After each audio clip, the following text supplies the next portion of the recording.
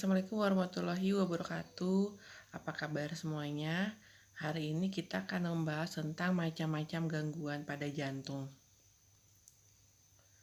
Gagal jantung merupakan salah satu dari macam-macam penyakit jantung ya, di mana kondisi jantung yang terlalu lemah untuk menjaga atau untuk memompa darah ke seluruh tubuh. Bila berlangsung dalam jangka yang panjang, gagal jantung dapat menimbulkan komplikasi serius seperti berhentinya jantung, edema paru, gagal hati, dan gagal ginjal. Gagal jantung merupakan penyakit yang berkembang perlahan-lahan secara bertahap. Kondisi ini biasanya diawali dengan adanya penyakit penyerta lainnya, seperti darah tinggi, penyakit jantung koroner, diabetes, penyakit jantung bawaan. Gejala utama dari penyakit ini adalah sesak napas, batuk-batuk, nyeri dada setelah beraktivitas, cepat lelah, serta pembekakan pada tungkai dan pergelangan kaki ya. Selanjutnya penyakit jantung namanya angina pectoris, nyeri dada akibat penyakit jantung koroner. Angin duduk atau angina pectoris terjadi pada saat jantung tidak mendapatkan suplai darah yang cukup karena pembuluh darah arteri pada jantung menyempit dan tersumbat. Bisa terjadi pada siapa saja akibat angina pectoris ini. Sering disalahartikan sebagai gejala dari kondisi lain, seperti naiknya asam lambung atau peradangan pada paru-paru. Ditandai dengan dada seperti tertindih, terbakar, tertusuk, atau terasa penuh. Rasa sakitnya dapat menjalar ke lengan, bahu, punggung, leher, dan rahang. Saat akan hilang bila berhenti akan beristirahat. Jadi kalau kita beristirahat, sakitnya hilang. Pada saat beraktivitas biasanya sakit lagi. Gejala lain yang dapat menyertakan penyakit ini adalah keringat yang muncul berlebihan meski cuaca tidak panas, mual, lelah, pusing, dan sesak napas. Selanjutnya adalah pencegahan angina pectoris. Pertama adalah harus berhenti merokok, membatasi konsumsi minuman yang beralkohol, olahraga yang teratur, dan jaga berat badan ideal, perbaiki pola makan, mengelola stres dengan cara yang positif ya, jadi menghindari stres.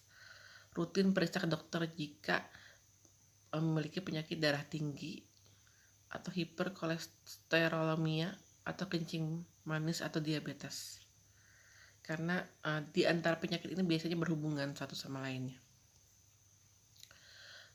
Sekarang penyakitnya berikutnya adalah aritmia, gangguan pada irama jantung ya. Irama jantung pada penderita aritmia terlalu cepat atau terlalu lambat. Misalnya normalnya denyut jantungnya biasanya 80, ini lebih atau di bawah itu, berarti tidak normal, masuk ke dalam aritmia.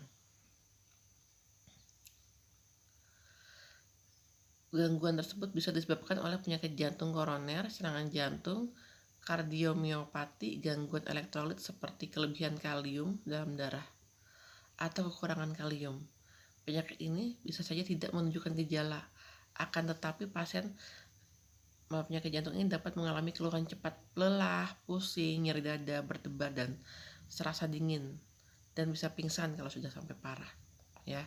Jadi kalau kita mempunyai gejala tersebut, lebih baik periksa ke dokter agar kita tahu lebih lanjutnya lagi seperti apa penyakitnya. Selanjutnya adalah heart block, penyumbatan atrioventrikular ya, penyumbatan sebagian atau seluruh konduksi impuls listrik dari atrium jantung menuju ventrikel. Kondisi ini umumnya karena fibrosis atau nekrosis pada sistem konduksi. Blok atrioventrikular merupakan penyumbatan jantung sepenuhnya mengakibatkan penyakit otot jantung dan bahkan bisa menyebabkan kematian. Gejala yang bisa muncul karena detak jantung ini, karena penyakit jantung ini tidak bisa memompa cukup darah, termasuk sesak di dada, lelah, vertigo, dan lemah lesu. Yang terakhir adalah dekompensasi jantung. suatu keadaan di mana ketika sirkulasi darah jantung dan curah jantung menurun. Misalnya akibat infark jantung atau katup-katup jantung yang tidak bekerja secara sempurna, atau karena proses penuaan.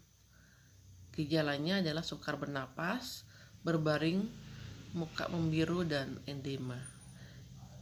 Edema itu artinya adalah pembengkakan ya, atau pengumpulan cairan di daerah tertentu.